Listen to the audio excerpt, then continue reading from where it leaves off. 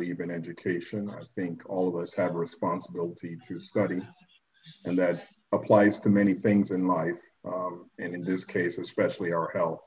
My goal this evening is to run through some of the updates on COVID-19, show you where we've been and where we are now, up to date as close as possible. But the bulk of the time will be spent on answering questions. Pardon me for a moment. I think somebody's volume I'm hearing in the background. Again, I'm going to ask you all if, okay, just a second, Pastor. Let me just mute everyone. And then you can unmute and go and continue. Okay. Thank you. Thank you. Coronaviruses have been around for about 100 years. Many studies have been done on them. The most severe cases affected animals, but in humans, there are about 7 different types that have been identified, the first being in the 1960s. Most of us became aware of coronaviruses, even though we didn't remember that, but the Sars epidemic in 2002 and 2003 had concern about potentially becoming a pandemic, such as we have right now. There were hotspots around the world during that SARS outbreak, and including Toronto was one of the places that had a higher caseload. It was well controlled, but at that time, vaccine studies began in earnest, focused on this type of coronavirus. 2012, Middle Eastern Respiratory Syndrome, or MERS, was also a coronavirus, and it stayed localized to that area. Of course, with worldwide travel, that could have been a problem. Late 2019, SARS-CoV-2, otherwise known as COVID-19, was identified in China. And then the following month, exactly a year ago, the genetic code for that virus was revealed to all of us around the world for the efforts that could be done in multiple countries targeting how to prevent, treat, and get this virus under control. So if coronaviruses have been around forever, seemingly 100 years, why did it become a problem? Worldwide travel is the primary issue. As you know, getting on an airplane, you can go anywhere in this world, and you're traveling with people who have been anywhere in the world. The other problem we deal with is prevention requires very restrictive behavior, and if you're not used to that, or it goes on for much longer than you're willing to accept, you end up passing the virus or receiving the virus from somebody else, especially a respiratory virus. At the time when this all started a year ago, we didn't have treatments for anyone who got ill, and we definitely did not have vaccines available.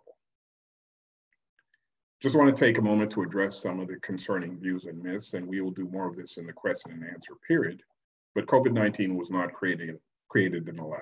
That has been an internet effort to scare people, and there's no evidence that matches that.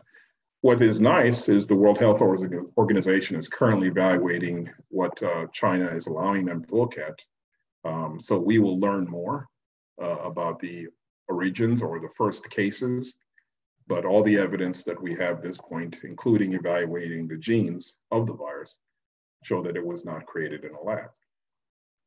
COVID-19 will not disappear without intervention. If you remember, spring of last year, there are many people around the world, including the leadership of my country, stating that when summertime came, things would go back to normal and we'd be good. That did not happen.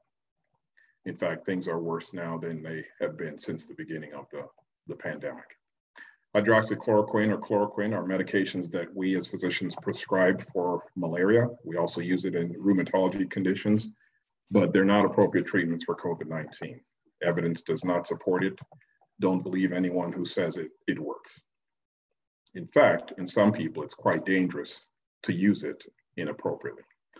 COVID vaccines will not give you the infection. The vaccines that we're going to talk about today do not use the actual virus. There are studies being done, and there are areas in this world where that has been the case in using a type or a part of the virus to make a vaccine. There are other vaccines that have done that, but that is not the case for this one. And the more important point is a vaccine created to defend against COVID-19 does not give you the infection. Vaccines do not cause autism. Around about 1998, Dr. Wakefield published a report in The Lancet medical journal claiming that he had evidence that autism was caused by vaccinations. Unfortunately, for more than a decade and still continuing, there are many people who decided not to vaccinate their children with the typical things for measles, mumps, rubella. And the infection rates or a condition such as measles that we thought we had under control started increasing again. In 2000, we were able to say that we had eliminated measles, and that was because of vaccinations. But about 2014, 2013, we saw a rise again in the United States in measles cases. And that was identified in people who had not vaccinated their children. Influenza, you heard this rumor that influenza kills more people than COVID-19. You don't hear that much anymore because this was at the beginning. The claim was that we don't have to worry about it. It's not that big a deal. Of note, in Canada during the 2019 flu season, 3,500 people died from influenza. We're about 20,000 now in this last season or last year from COVID-19, a very big difference. Most countries will follow the same public health standards when it comes to vaccine requirements, recommendations. I know that is a fear of mandating vaccination. Some people want the freedom of choice, and to date, that is still the case. I expect it'll be similar to what other vaccinations are required for going about, for school and for travel. But right now, we have no evidence that you'll be forced to take a vaccine. And the bigger point from a research standpoint, which is my side, vaccines and all drugs have to go through rigorous testing in order to get approved for market use. Every medication goes through that sort of evaluation in multiple countries, and the evidence has to be approved as presented by each country's health ministry before it can get public use. Just because something's approved in the United Kingdom doesn't mean it'll be approved in the United States, doesn't mean it'll be approved in Canada. Each country gets to review the data. But the way we do studies in this part of the world, in the Western world, are the same. So what are those studies? A lot of us have learned about phases of research trials. This is what I do for a living. Phase 1 is typically in normal subjects. I'll step back and say that over 70% of the drugs that we conceive in the lab never make it to market. That is because either they don't work well enough for the targeted disease, or we see safety flags as we evaluate individuals along the way that say this would not be appropriate to release to the general public.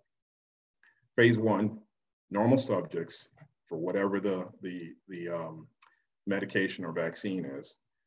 These are toxicity studies. We decide how well it's tolerated by a normal, healthy individual who doesn't have any significant problems. That was done with COVID-19 vaccines early in the spring last year. And then in the summer, at least for the first two, the phase 2 trials began. This is where you broaden it to a subset of people who have exposure or likely have COVID or are likely to get COVID, excuse me. And you try the vaccine, and if the safety holds, then you admit it or broaden it to a larger group, which is where you see the phase 3. And most people currently in the media, you've heard about the phase 3 trials. For example, Pfizer's study was 43,000 internationally. Moderna's study was on 30,000 subjects in North America. Phase 4 is aftermarket in most cases. Our FDA or Health Canada, in your case, would have approved the drug, but we continue to watch to see if anything happens after it's being prescribed and used widely, and sometimes drugs get removed from the market after years of use.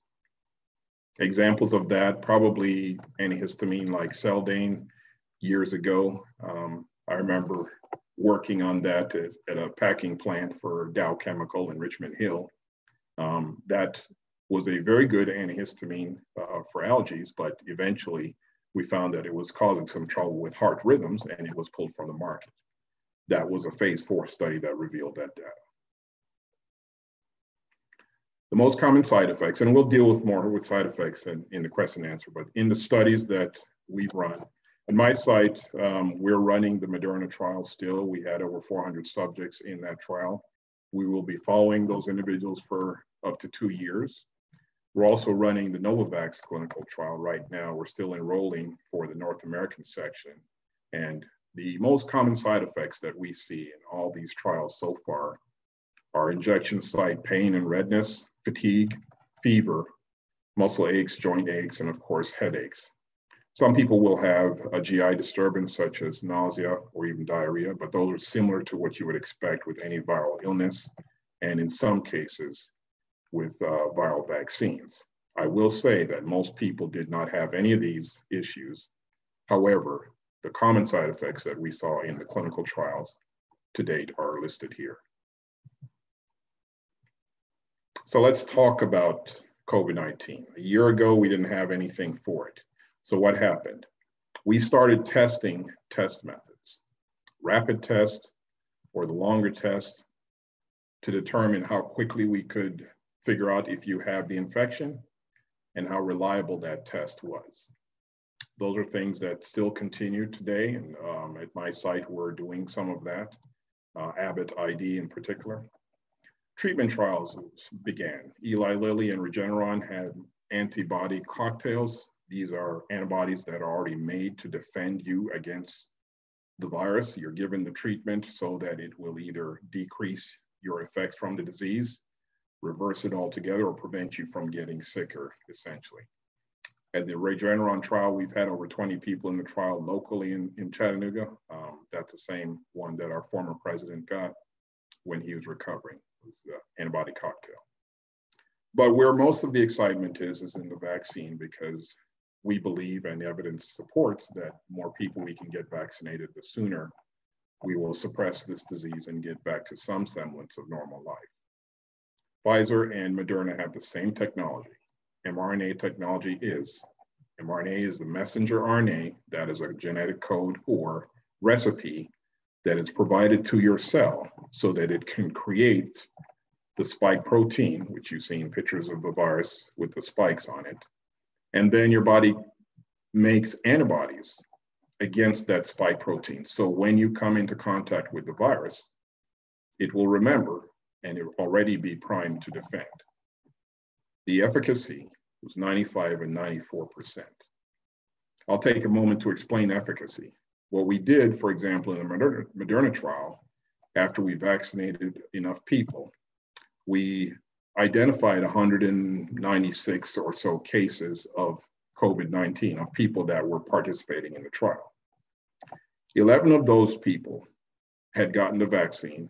Everyone else of the 196 got placebo. So doing the math backwards, it says that the vaccine protects to a 94% efficacy against COVID-19. And that's what you'll hear. So now, when you hear about another vaccine coming out, if Pfizer and Moderna are in the 90s and those are less, some people have a letdown, and we'll deal with what that means a little bit later.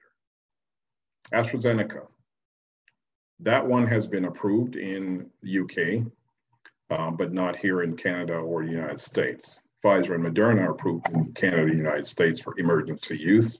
We're all just waiting on more vaccines to be released so that everyone can have a chance to get it. Johnson & Johnson just this week revealed their data, 66% efficacy against all disease, mild, moderate, or severe, and that's international, but 85% against severe disease. All 4 of those so far are showing evidence that the new variants, in particular the South African variant, it's less potent against that, but still well above the threshold. Most scientists consider a vaccine good if it's better than 50% efficacy. So there is a place for a one-shot vaccine like Johnson & Johnson's vaccine, whereas the others so far are requiring 2 shots. Pfizer, Moderna, AstraZeneca, and Novavax will require 2 shots. Novavax, so far in the United Kingdom, 89% efficacy. The US and Mexican portion of that trial with 30,000 more subjects is going on right now, and that's what we're participating in as well. Medicago down near the bottom is in Montreal. They're partnering with another pharmaceutical company. They're only in phase 2 right now, but their virus-like protein is showing promise in phase 2, and we expect that later in the summer, there will be another option. And it's probably going to be the only one manufactured in Canada. Right now, Canada does not have a vaccine manufacturer available. China, India, and Russia have other versions of the virus. Just a note, in China, they're using a dead version of the virus to make a vaccine. And so those vaccines do work, but to varying degrees of efficacy. Some, they have not shown us the data on that yet. Just a quick breakdown of ethnicity. In the Pfizer subjects, the US portion had 6% Asians, 10% Black African American, 13% Hispanic, and 1+% Native American. White Caucasian were 69%. Moderna wasn't too far off. Similar results with Black and African American, Hispanics, a larger group in the Moderna trial that participated. The point here is that the evidence shows positive results or good results across all ethnic groups. The age range was from 18 years old and above in the Moderna trial. Almost a third of the subjects were over the age of 65. Pfizer went down to age 16 and above, but similar results in all ages in both studies. Some Canada-specific issues, and then we'll get into some questions. Cases are high, as I mentioned earlier, in comparison to influenza deaths in 2019. You have almost 20,000 deaths from COVID-19 in this last year, and over 750,000 confirmed cases in Canada. Recent case increases have resulted in new restrictions. I just got my 2nd dose of the Moderna vaccine on Thursday. And in anticipation, I'm thinking, okay, when can I come home and see my folks? It's been more than a year since December of 19. But unfortunately, the vaccine rollout in Canada is very slow. And then secondly, anyone who wants to travel to Canada, I was reading yesterday that the plan is if you come, you have to quarantine in a hotel at your own expense for a while before you can actually go out. And then you have another 2-week stay there, plus proof that you are negative. That'll change from time to time, but I think that's an example of how restrictive some of the travel needs to be, and it's going to be for a while. And as I mentioned, COVID vaccines are not currently manufactured in Canada. Hopefully with the Medicago plan, there will be a vaccine manufactured in Canada. However, Health Canada has secured a lot of vaccines per contract. However, as well, the companies are not producing at the rate that was expected by this time. So there have been delays in delivery. Current priority groups are being vaccinated, but wide distribution is probably not going to happen until later in the spring. And that's a quick summary. I will stop sharing at this point and we can take some questions. All right. Now, in terms of questions, how we will handle this is if you are able to use the raise hand feature on your phone, use the raise hand feature, and then that will enable us to keep this in order and keep everything in order. All right. If you don't know where that is, just go to reactions and it says raise hand, or at the bottom of your screen there, it says you indicate and just use the raise hand feature, and that will help us to keep things in order. Thank you very much, Doc. We thank you for your for the presentation. And now we go to Earl or Grace, or Earl and Grace. Go ahead. Hi, Dr. McKenzie. I was just wondering, is the vaccine similar to the flu vaccine, which you have to get every year, or is it like, let's say, the polio vaccine, which lasts maybe a lifetime? Good question. So A year ago, it was a new disease, and even in December, we did not have evidence that we would need to do anything different. The vaccine that is currently being passed out and distributed right now looks like it will be fully effective against the current COVID-19. The variants, there is less effectiveness, and those are tests in the lab. We actually expect that at some point a booster will be necessary. So both Pfizer and Moderna have already started making a booster, which they can modify pretty quickly because of the technology, so that it is possible a year from now, at the end of the year, they'll be required to get a second dose or a third dose in that case. That's different than the flu vaccine, but it's probably the best way to understand it because the flu or influenza mutates every year, and we have to create a new vaccine against that in anticipation of what we're going to deal with. But as you know, the efficacy of the flu vaccine is always quite poor. It never gets above 70%, and in some years it's as low as 30%, but we do it anyway because you really don't have a lot of options other than staying away from each other. For these, we expect that we will get at least a year out of the current vaccine. It's likely to be longer against most variants, but a booster is possible depending on what happens with the spread. All right. Thank you very much. So now we go to Colleen, and then after that, we will look at the answer that is in the chat. We go to Colleen, and then we will look at the one that's in the chat. Good afternoon, Doctor. Thank you very much for this presentation. I'm of South African origin, and as you know, there's a strain right there right now, which is devastating to many of us. Have lost a lot of people within the last 2 weeks alone. And the drug that we're hearing being peddled around, the name is Ivormectin. What is the efficacy for this? Because there's a lot of controversy around it, and I've not heard it mentioned anywhere outside of South Africa for the use of COVID. So Ivermectin has been used in treatment for various things for quite some time, but the data on its treatment or success rate in COVID is not good enough. In other words, when we look at something to say it actually is statistically significant, meaning it does enough or changes the course of the disease in us enough, that's what we use to determine if we can recommend it as a treatment. It is being used in some areas of this world as a treatment, similar to things like remdesivir, which were not originally meant for COVID, but have shown some results, but not enough to widely say this is a great treatment.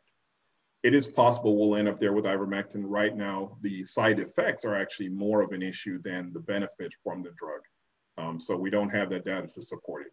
I think a good comment you made, it's actually causing a lot of problems and quickly the virus is. And the hope is that we can have a focused vaccine against the South African variant so we can turn the needle in what's happening there in particular, but also in areas of the world that variant has spread. Thank you. All right. There is that note in the chat. It said, it's my understanding that the vaccine has no virus in it, but just a spike protein wrapped in a lipid layer. I don't know if that warrants any comments or. Yeah, let's say it differently. Actually, the Moderna and the Pfizer vaccine don't actually have the virus spike protein. In other words, that spike protein that is being made is made by your own body.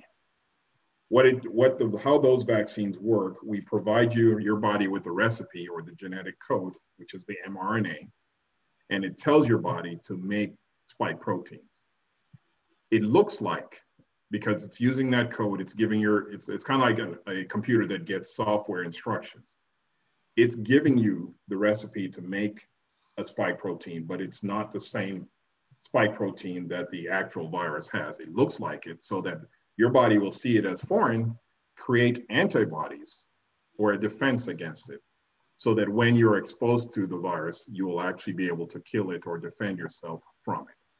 So just to clarify, it's not actually the spike protein from the real virus. It's instructions telling your body to make a spike protein, which looks like what the virus would typically have. All right, thank you very much. And now we go to Lady D. Okay, good evening. Are you hearing me? Yeah. Yes. Yeah, I can hear you. Just a quick question. You know that with all what's happening, there are so many things being said around the market. So I was told that the vaccine does not prevent one from getting COVID. It just prevents a person from getting the symptoms. So that's one query. And another one is, how effective is this vaccine on someone who's already sick? Two good questions. First one will go this way. Yes, it prevents you from getting symptoms, prevents you from getting sick, but a third of the people who are vaccinated can actually still carry the virus. That's the evidence we have right now. We expect that will decrease the more people get vaccinated. And the reason I say that is because then the virus doesn't have any place to go. That's the whole point of vaccinating the whole society, or as much of it as possible, because the virus needs another cell to live in, or a host to live in. And if you suppress the transmissibility, or you defend enough people against it, then the virus can't go anywhere.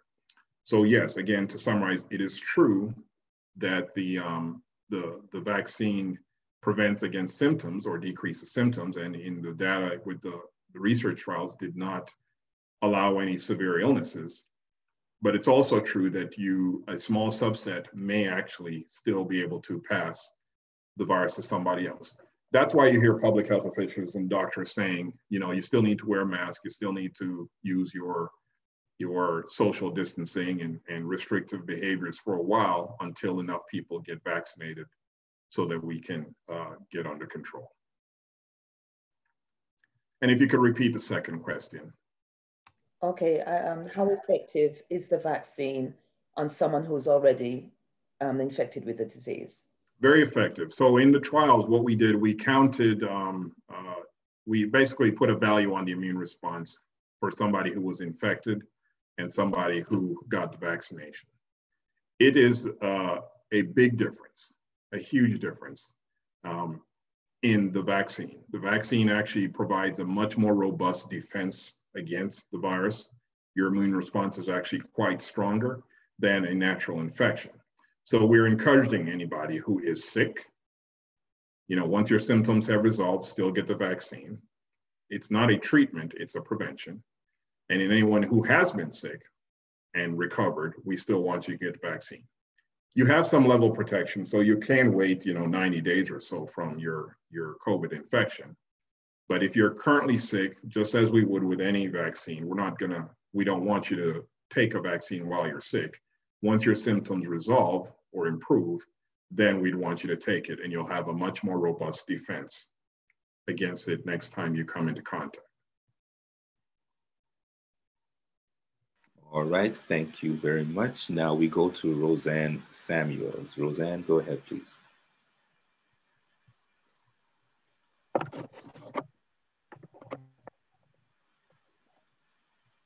I can't hear her. Okay, there we go. Okay. Thank you for sharing this information with us, and good evening, everyone. My question is, are there any known illnesses that make it risky to take the vaccine? And if so, what are they?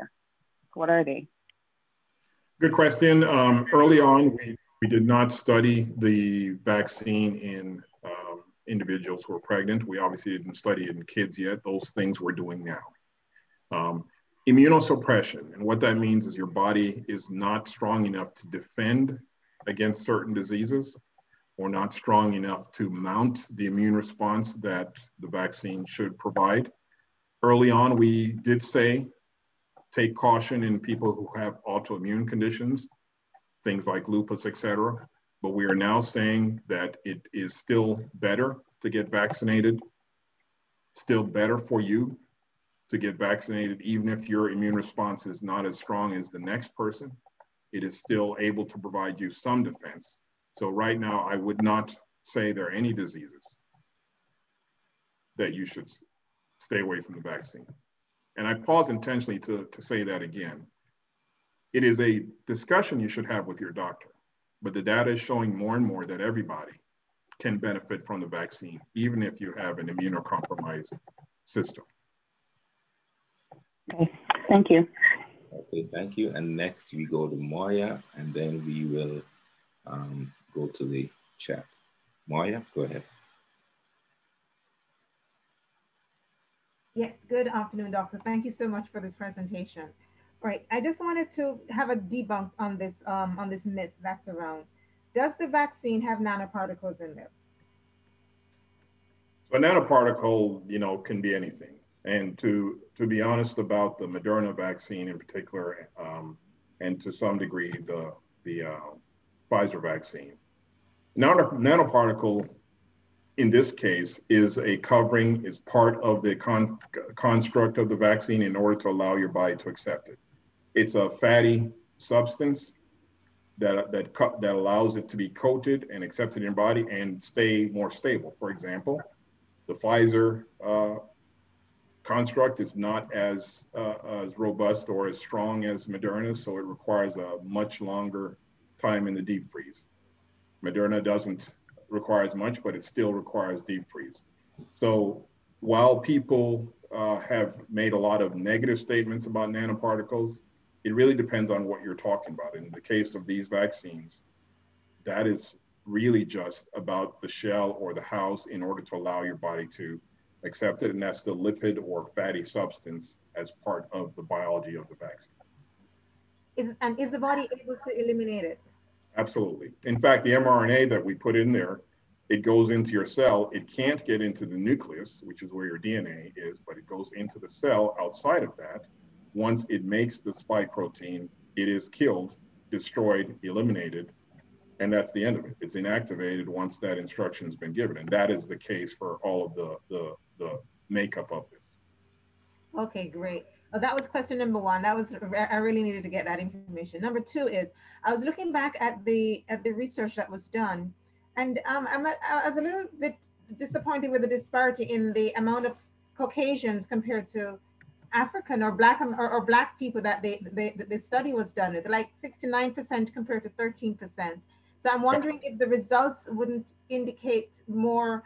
I don't know if the result would be a little bit more skewed. The disparity was very high. Why did they do it like that?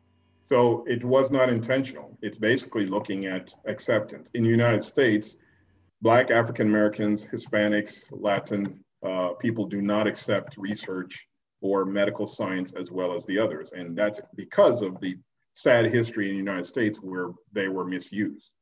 You know, Tuskegee is a syphilis study that a lot of people know about that lasted into the early 70s, where Black men were given syphilis and not provided treatment so that the doctors could keep watching and see how bad they got. Other things where slave females were used for gynecology surgery without their consent, of course. And then the idea in the last century where radiation treatments that we use for cancer and other things now, the idea was presented that Black people had thicker skin, so you didn't need to give them as much pain medicine. All of those things instruct Black people in this country, and there's a continuous refusal to participate in medical research, as the idea is, we don't want you to research on us, we don't trust you. So that's the difference. The other part is population. 18% of US is Hispanic, Latinx, and only 13% of the population in the United States currently is Black African American. So you don't have as many people. And then amongst those small minority groups, there's not as much interest because of the distrust. So the participation in the study, for example, in Pfizer was international. But for the American portion of that, those are the reasons why there's such a wide difference in the ethnic representation. However, across all ethnicities, the results were the same in the benefits, and that's why we can endorse it the way it is. Okay, thank you. Thank you. You're welcome. All right, thank you. So now let me go to the chat. There is, Doc, I don't know if this is up your street. It's talking about liability. I don't know if you can see that in the chat. I did see that, you know, and that's a question that comes up a lot. Actually, and I defer because those are different rules in different jurisdictions. What you can sue for in Canada is what is different than what we can sue for in the United States. Every one of these pharma companies have dealt with lawsuits. So while as an investigator or physician, I can say, sure, I mean, that's your personal right to sue should something happen. It's really up to the courts in your local area to determine if there's any liability from the manufacturer's standpoint. I will note that much of the vaccine development in production mostly was supported by multiple countries around the world financially. Some of your tax dollars and my tax dollars went to support these trials. However, your rights are still intact in Western countries, I'll say Europe, Canada, United States. So if you felt you needed to sue a company, that's not our decision there. That's between the court and you. All right, thank you very much. And so now we go to Ms. Lisa.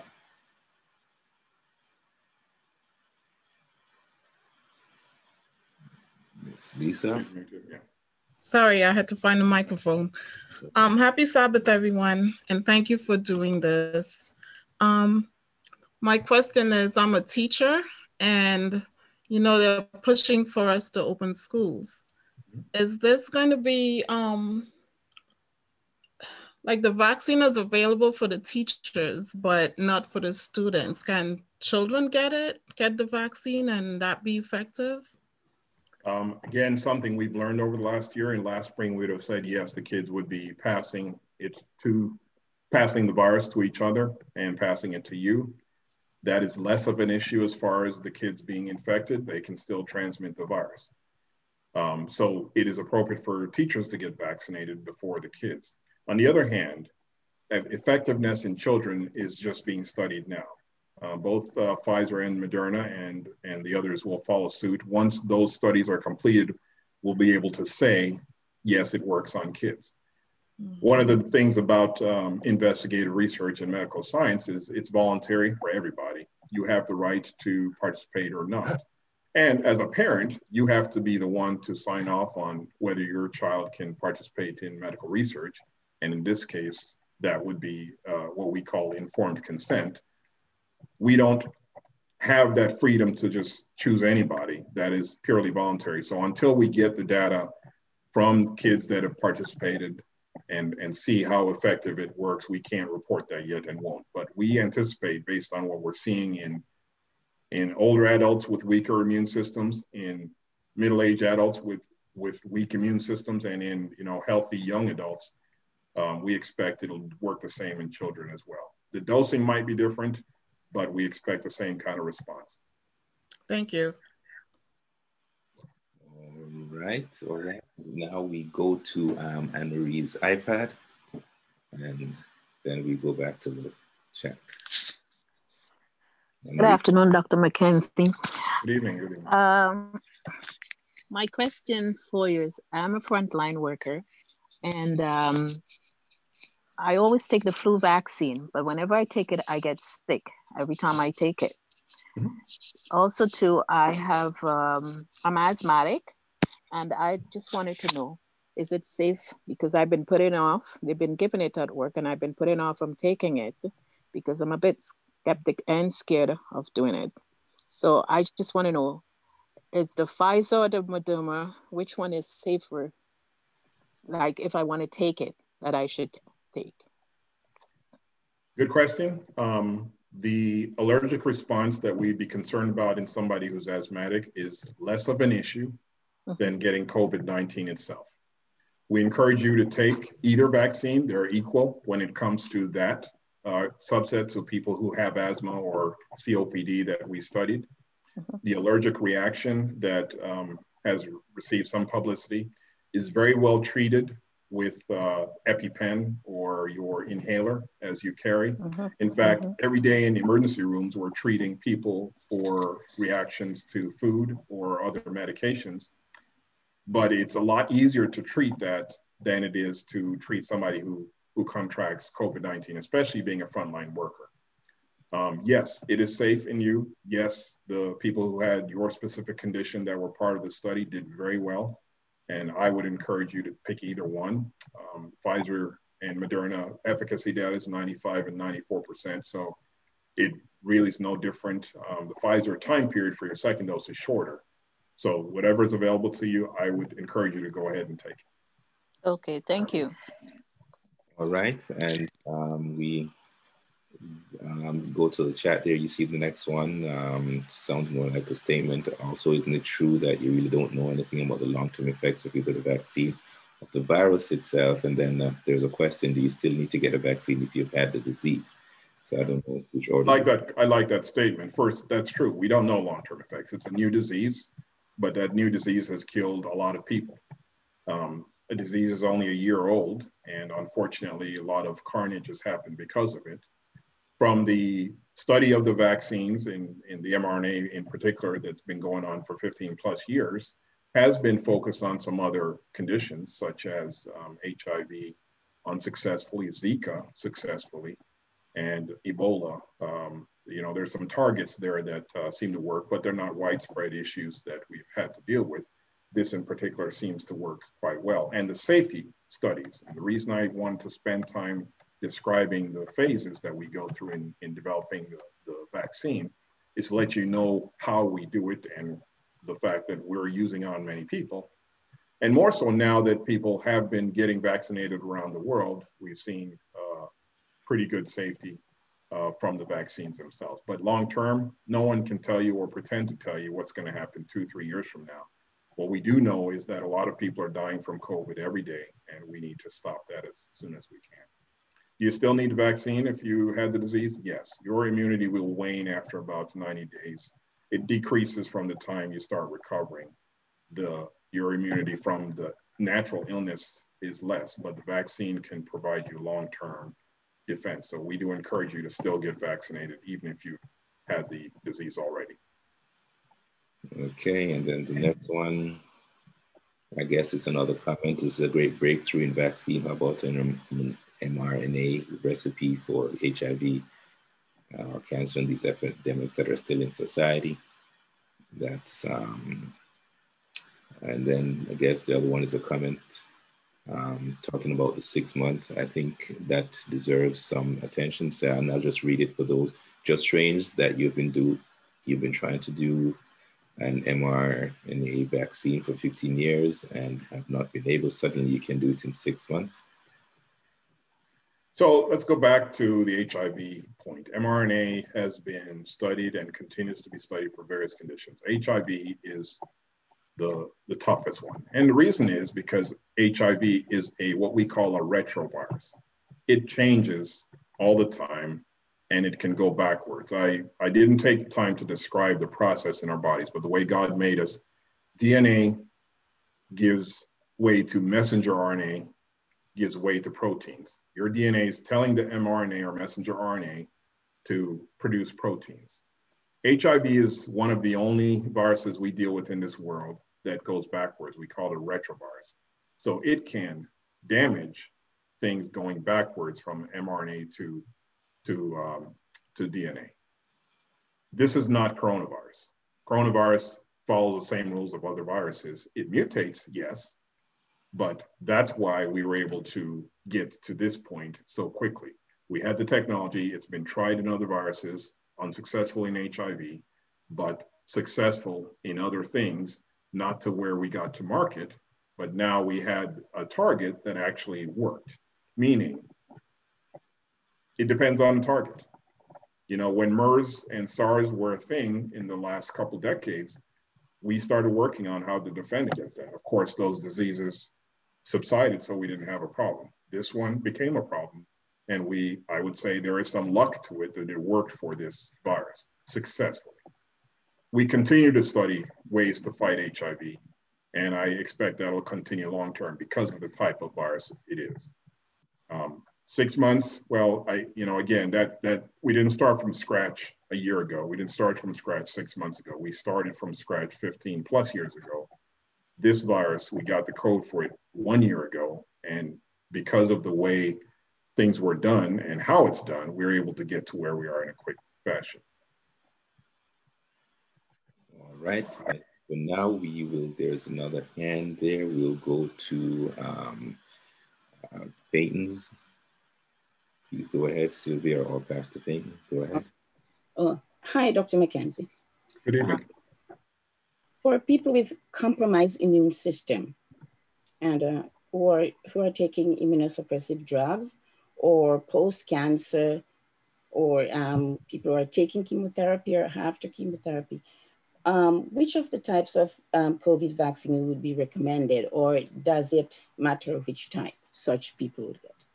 It doesn't matter now, but I will tell you, and when we were initially enrolling for the vaccine trial, we restricted those groups because we weren't sure what kind of immune response would happen. We didn't end up getting some people with those conditions in, and their safety profile matched everybody else. Some of them didn't produce as strong of an immune response as we would get in a normal subject without those illnesses. So, but where we are right now with the data we have says you can take any one of those vaccines safely, just like the rest. Thank you. All right, now we go back to the, okay, Chad, go ahead. See, is it true that an antiviral drug such as remdesivir can be effective to treat the disease?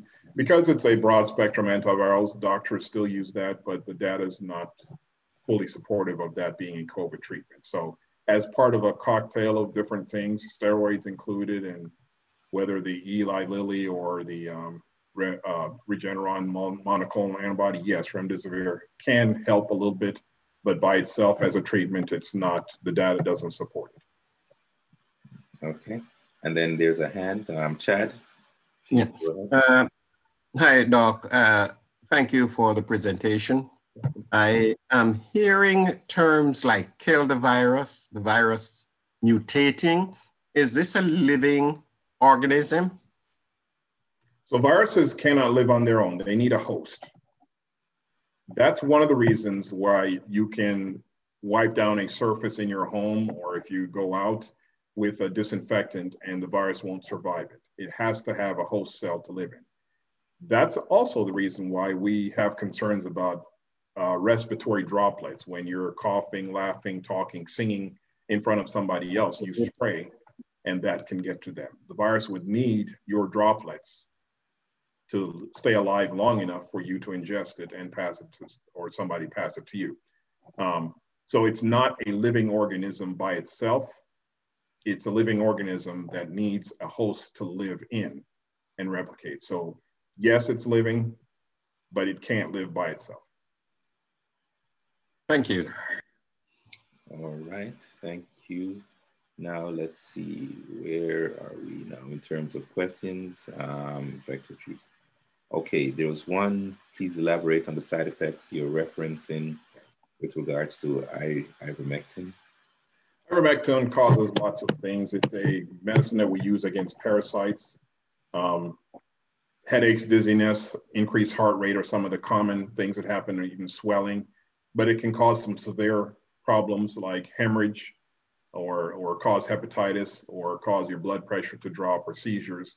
So it's a medicine that when I have used it in the past, it would be in the hospital. It's not something that it's easily tolerated. And so the severe side effects give us pause in people who have a severe parasite in them that we have to kill somehow. That's what we do by watching them. But for COVID, there's no good evidence that it treats COVID well, but it's being studied and considered in other parts of the world, yes. All right, and thank you very much. Next, we go to the Duchess, Allison.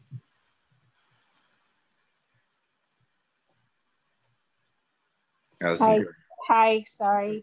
Good evening, Dr. McKenzie. Good evening. 2 questions.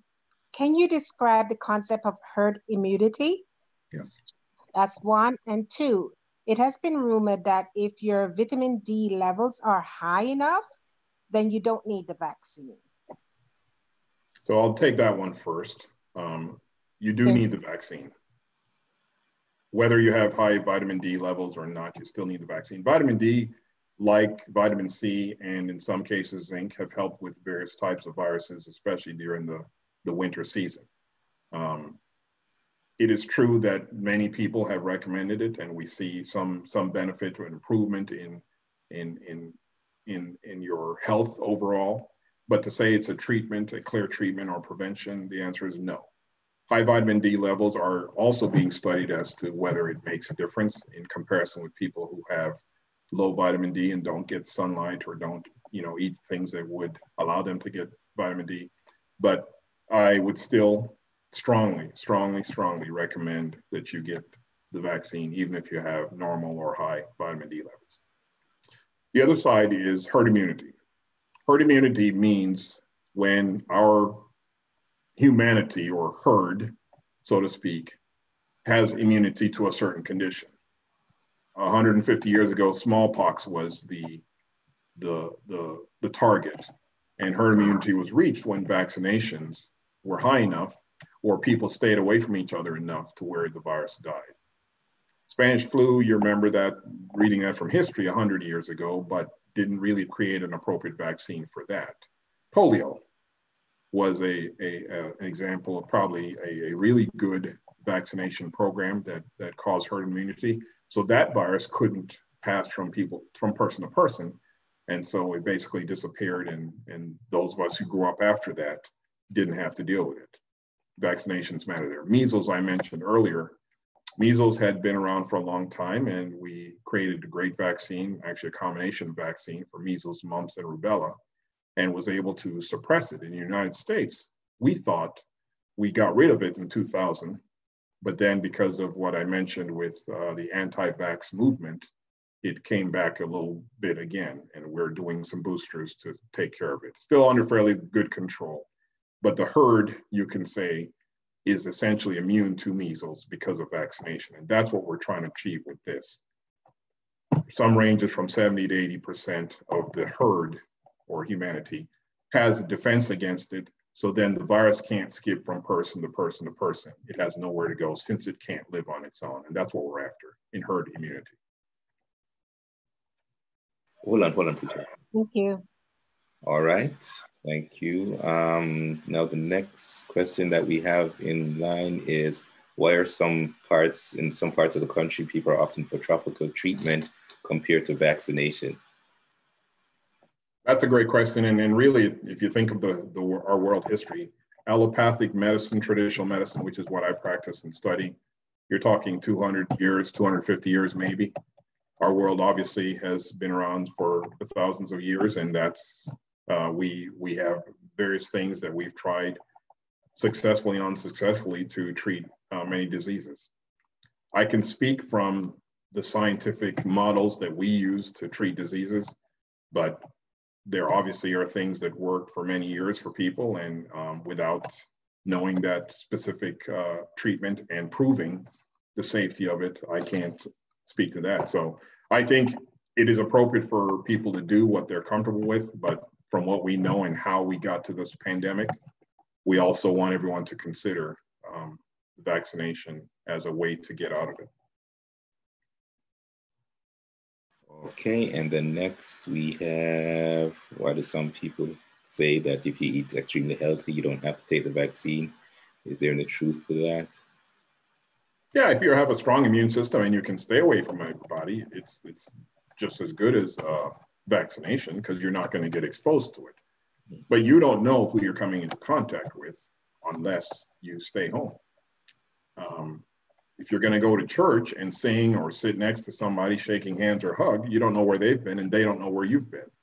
So even with a strong immune system, we encourage you to get vaccinated. You've been vaccinated for other things. I'm going to assume that most people have been vaccinated for measles, mumps, rubella, some for hepatitis, some for tetanus, flu vaccine from time to time, those who accept it. There are a lot of vaccines that we've had over the years through our lives that have been successful in letting us not even think about certain diseases. This is the same case here. It'd be difficult to be that person who gets infected, assuming that your immune system is strong enough. We have seen a lot of so-called healthy people lose their lives because of COVID, unfortunately. Okay. Then there's another question regarding countries like Vietnam. What are they doing so as not to have the vaccine as a priority? I don't know if you can address that. If not, to say I don't know. What we understand is they're restricting some things more than we would, but I don't know the specifics of what Vietnam is doing. Okay, and then he addressed the one regarding safe for someone with allergies to take the vaccine. That's already been addressed. And then would people in countries like New Zealand still have to take the vaccine since it's COVID-free? Yeah, that's a good one. Yeah, New Zealand did a great job of restricting everybody from coming there. They did local restrictive behaviors, but also restricted travel, which helped them to suppress the virus. If they want to travel, I would say yes, they're going to have to take the vaccine or something, depending on what their local rules are. But the minute they start allowing the rest of us to come to New Zealand, there's potential for the virus to come. So as I understand, and I was reading an article about their plan about a month ago, and their plan from the health officials there is to provide the vaccine to the public as well. Okay. And then this one here, this may, I'll read it anyways, you may choose to answer. Can you speak to the idea that there was an adult, you may have the right to refuse a vaccine as a teacher, you may not have the right to refuse it and remain employed in certain states and or municipalities? Yeah, that's a tough one because every local health organization has their own rules. You know, in schools, public schools in particular, you can't go to school if you don't get certain vaccines.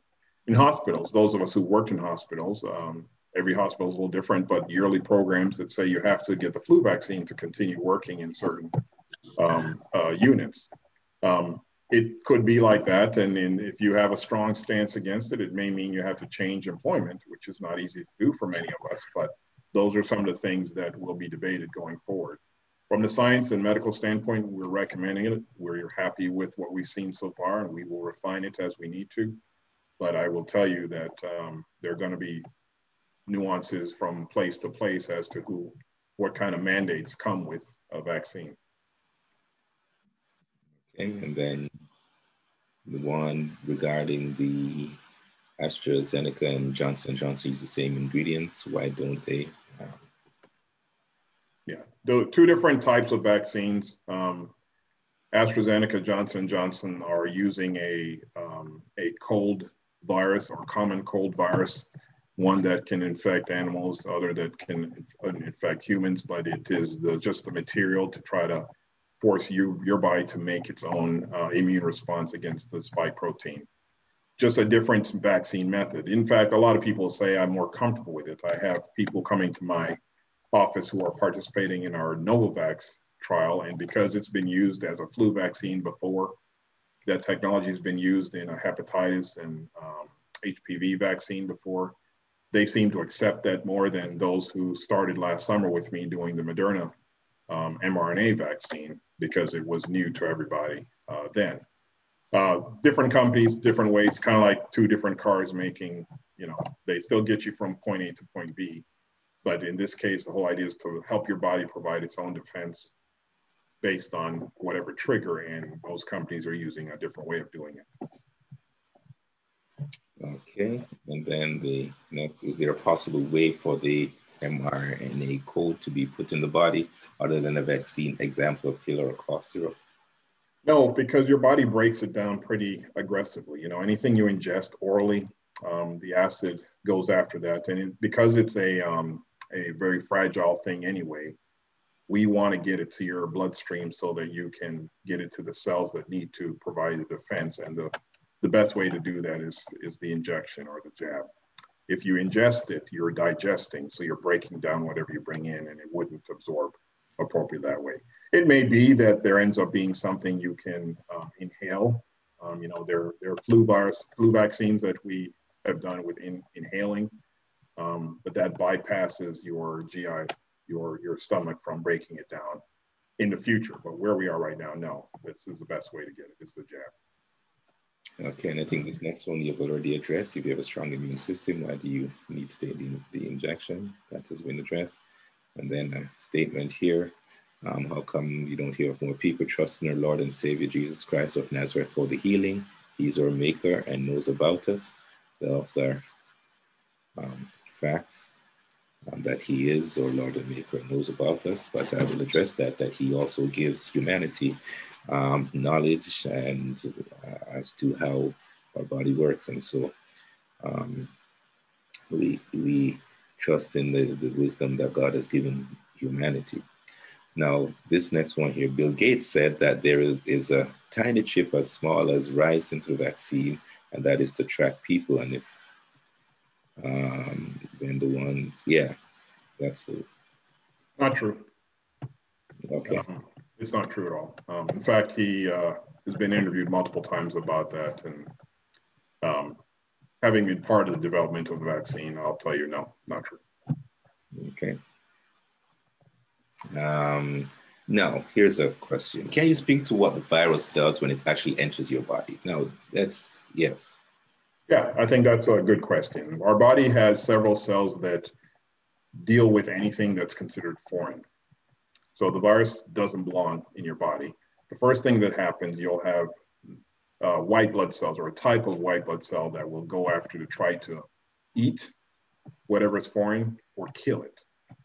And when it does that, your body also notices that whatever came in doesn't belong there. And so it starts developing antibodies against that foreign substance or the foreign virus.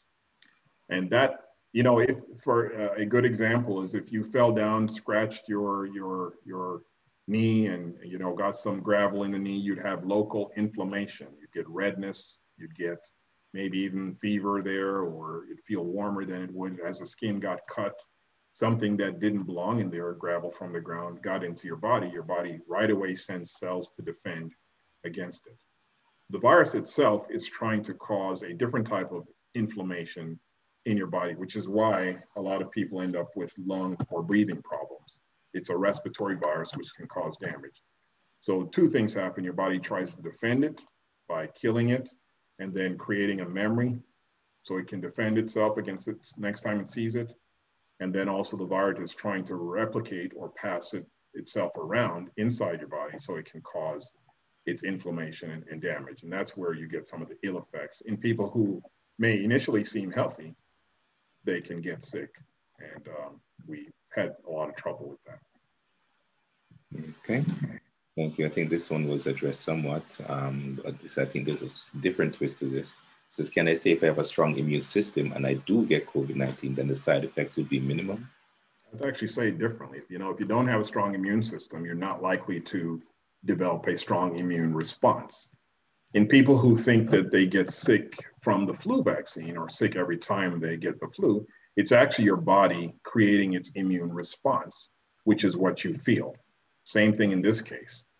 If you have a strong immune system, you're going to likely create a stronger immune response. If you have a weak immune system, or you're taking medicines that suppress your immune system, you won't have that same strong response, even though you will still create antibodies. It just won't be as strong. So we can't tell you that your side effects will be the minimum. We'll tell you, though, that majority of people did not have any significant side effects, and those that did recovered within a few days. Okay. Now there's a question, you may not see that there, but it's about asking about if there is any effect regarding it may happen in infants or babies, but I don't think we're at that stage yet where we're giving it to infants or babies. We're not. I will say, though, that, you know, the first year of life for babies after birth, their immunity comes from the mother. That's actually one of the reasons why we're doing the trial. It's currently restricted to 18 to 35-year-old pregnant females who want to participate. We're going to see if that immunity is carried to that newborn child. As their own immune system starts to mature and create their own defense, most of the positive things one of the positive things we say for a breastfeeding child is that they're getting immunity from the mother. So damage or protection for baby, we don't know yet, but we expect it to be similar to other cases where they're getting the defense that the mother imparted. Okay. And then there was, well, it's just a statement there that it causes paralysis and Alzheimer's. No evidence of that. I don't know if they're talking about the disease or the vaccine. Well, actually, either one, we don't know that yet. Yeah. Okay. And then you see the next one there, that people who receive the vaccine subsequently contracted the virus. Is this true and why? So it is possible to still get the infection. So if you're tested, you may still be positive. If you haven't had the long enough period, you know, after the Pfizer second dose, your full immunity is not typically there until at least 7 to 8 days after that second dose. For Moderna, it's 2 weeks after the second dose before you have that full immunity. So it's still possible to test positive. And as I said earlier, it looks like it may be as much of a third of the people who've been vaccinated fully still may carry the virus. That is different than actually getting sick. The evidence in both studies showed that you will not get any significant illness at all, but you may still carry the virus in a small percentage of people. That's why we're also saying keep a mask on for as long as we can until we get enough people vaccinated. Okay, and then this goes along the same line. This is nurse in Ottawa contracted the virus after receiving both doses of the vaccine. I think that's it happens, yes. Yeah, I mean, we're telling people, you know, if you're asymptomatic, don't test because your body's still developing its defense. And if you have exposure, you may still test positive, but you shouldn't have any significant illness because that's what the vaccine is doing. Okay. I'm sorry, Pastor, one more comment. Yes. That actually underscores the point that it's 95% efficacious, not 100%. So 5% of the people can still get sick. Just to clarify that. That's why when you see the reports of the efficacy, nobody's saying any vaccine is 100%. It is 95% efficacy for Pfizer, 94 for Moderna, and on down from there. Okay. I see a note there that I've missed some questions. I'm trying to see which one I missed. If they could point out which one I missed, that would be good. But here, the next one, is a vaccinated person considered asymptomatic? Symptoms are what you feel, what you show. That would be fever, nausea, headache, pain, muscle aches, or joint aches. That's symptoms. Vaccinated person is not likely to have significant symptoms after you have developed the immunity that we expect in 1 to 2 weeks after your second dose. So it is less likely to that 95% efficacy that you will have any illness at all after you get vaccinated. So no, just because you're vaccinated it doesn't apply to symptoms. You can still have other symptoms, but they would not specifically be COVID related unless you're in that small 5% group that it didn't work for. Okay. There is, what else? There is statement. Okay, well, thank you.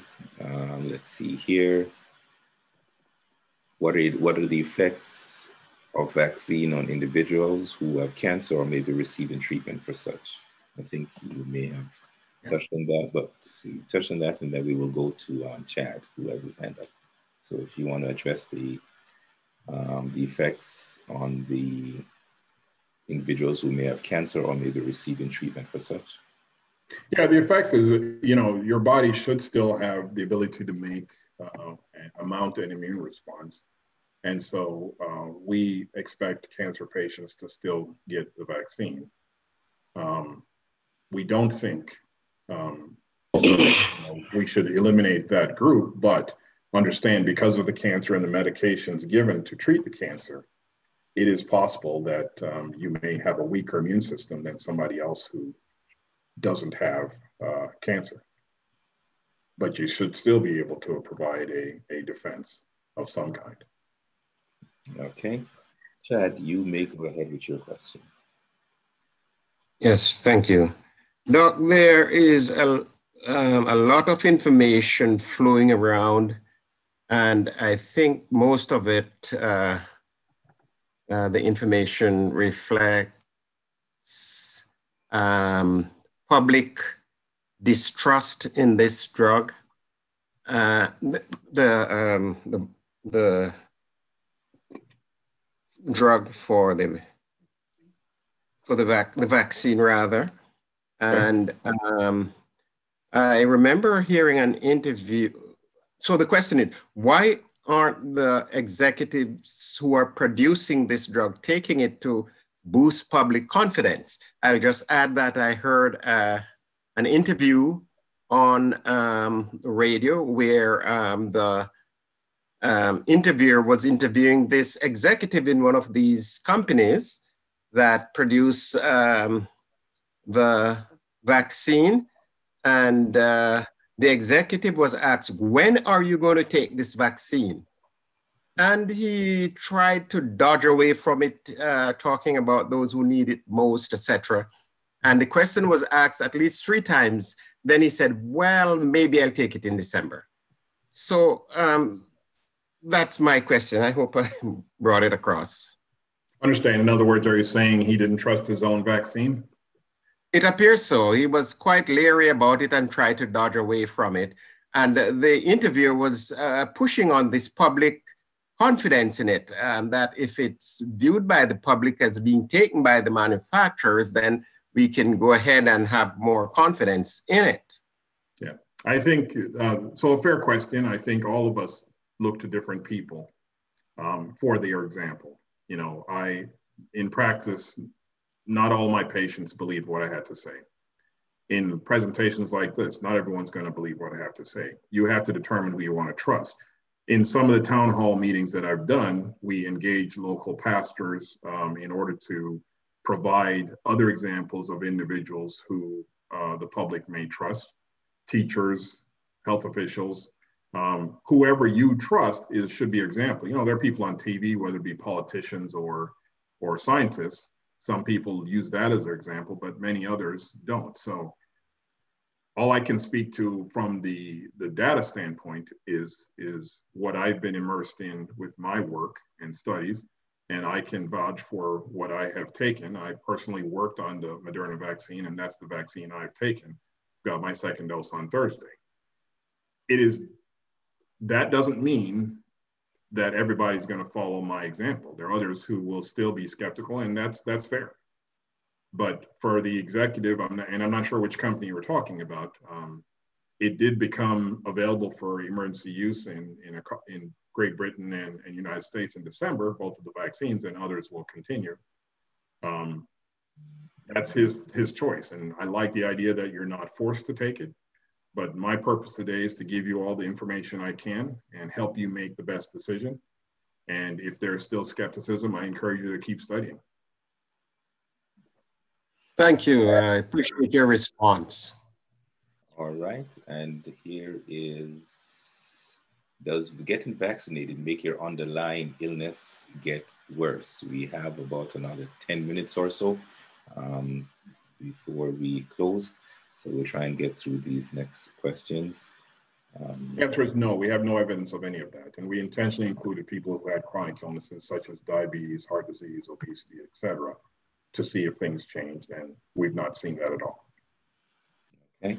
Now, for the 5% who it does not work for, what are their options? Would a 3rd or even a 4th vaccine help their odds? Yeah, so that's part of where the booster may end up being the thing that helps. And that's the other reason we're saying we still have to have the public health measures such as masking and restrictions for quite some time. But the bigger point is when you're looking at population vaccination, you are trying to get enough people vaccinated so the virus can't jump from person to person. So even that 5% will get benefit if their neighbor, family member, et cetera, gets vaccinated, because there won't be the chance for the virus to jump around. Okay. And there's another question. What may happen if individuals who have received the 1st dose of the vaccine are unable to receive the 2nd dose due to shortages in supply? Are there any risks or adverse effect that can happen from a delayed 2nd dose? So no adverse effect, just the data in the trial doesn't match for a long gap between the 2 vaccines. Yes, we know that continues to be a discussion because of short supply. A 1st dose vaccine from the Pfizer is a little over 50% effective, so you need the 2nd one. Mrna is actually about 80%. I think Johnson & Johnson and AstraZeneca are in the 60s. And then if you get the 2nd dose, well, obviously Johnson & Johnson is 66% with 1 dose, but AstraZeneca, the second dose seems to get you up closer to the 90%. So we discourage it, but we recognize that some areas won't have the vaccine right away. There's no ill effect. It's not dangerous to skip that, but your immune system is not fully primed until you get that second dose. Okay. Then we go, why are there so many variants of the coronavirus? Variants, that's by natural biology. Any place a virus, you know, the way viruses work, they're trying to survive.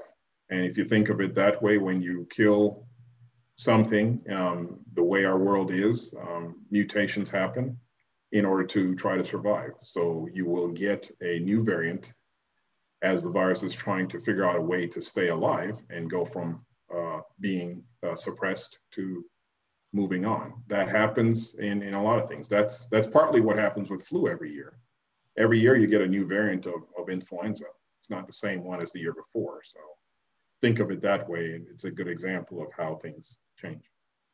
All right. And then what is the allowed time between the two doses for it to be effective? Say that again. What is the allowed time between the two doses for it to be effective? Yeah, so in the countries that have approved the vaccines for emergency use, they're based on the exact pattern we did in the trials, because that's all the evidence you have. Well, down the road, we may learn that we can use a different schedule, but in order to say something is safe and stand behind it, we are trying to stick with what we did in the trial. So that time period is what instructs us. So to deviate beyond that, we really don't want you to. We don't want it to be any shorter, but the length of time matters for the next vaccine. Okay. And then, you know, they're talking about mutation. There's another question that says virus appears to have mutated a lot more and faster than, example, the flu. Will they have to tweak the vaccine, and how will that work? After you address that, we can go to Chad, who has his hand up. So the question here is, will they, because of the mutation, will they have to tweak the vaccine, and how will that work? And if you, after that, then we'll go to Chad. Let's see if I can find it. It's close to the bottom. Oh, virus appears to have mutated a lot more than faster. Will they have to tweak the vaccine? How will that work? Yeah, that's where we're working on producing a booster. It will basically be the same recipe targeting any new variant. And right now, Moderna and Pfizer are creating a booster focused on the South African variant to cover that as well. Next question is, I understand that the vaccines are not 100%. What do you know about the doctor who died a couple weeks after taking the vaccine? Yeah, that came up a few times. He had an underlying health condition related to his blood platelets. I believe that's the doctor in Florida. It may not be the same one you're thinking of, but that's the one I was made aware of.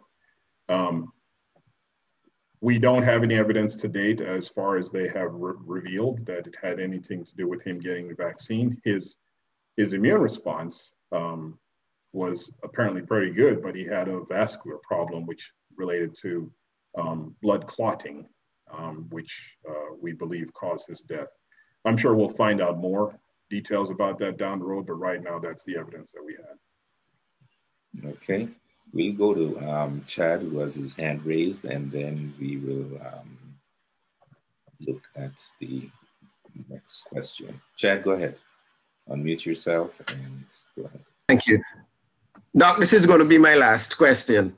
The question is, will the vaccine be, it's the same recipe for all the race, or will it be tweaked a little for different race?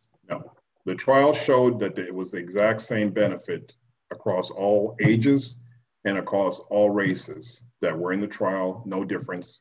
So no need to tweak. The tweaking will come based on the mutations that you're seeing identified from different regions of the world, if necessary. That would be the boosters. But as it is right now, no change, vaccine, race to race. Thank you. And I think I'm done. No more questioning from me. Check your notes, Chad. You might have some more. Give it to John. All right. I've had a stroke and vasculitis, just like the doctor that died. Should I take the vaccine? Yeah, we encourage you to still. There are a lot of people in this world with vascular problems, vasculitis, people who have had strokes or any sort of blood vessel blockage problem, and we still encourage them to take the vaccine, yes. Okay. Now this next question, isn't there a chance that down the road after getting the vaccine and being exposed to the actual disease, you could get a more severe form of sickness? No, we don't believe so. That's why we present the data that shows people who were exposed to the virus after getting vaccinated did not develop any severe illness, meaning no hospitalizations to where you needed medical support at all. It is possible that a new mutation may cause you to get a severe form that the vaccine doesn't cover, and that's kind of what we were addressing earlier. But that answer is no. Okay. And okay, I don't see any hands or any questions. And so I will just want to say thank you, Doc, for taking the time out, for being here with us and for shedding some light on this. It is, I see some notes here, you skipped them. What are you talking about? Oh, there were some statements. I did not read everything because some of the things were statements and they were not questions.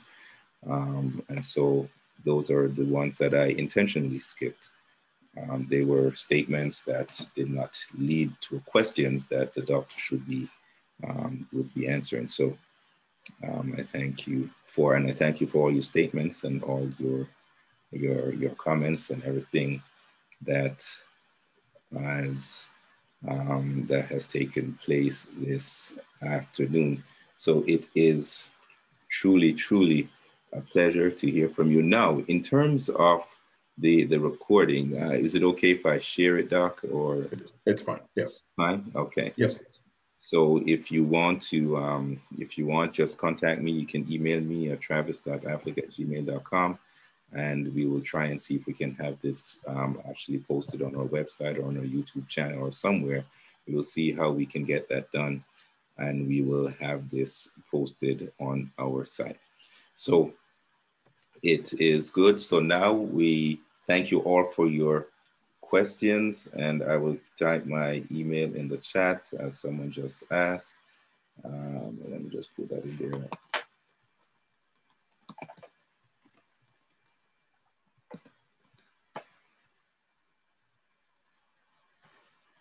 And so there we go. All right. Oh, Miss Lisa, you raised your hand.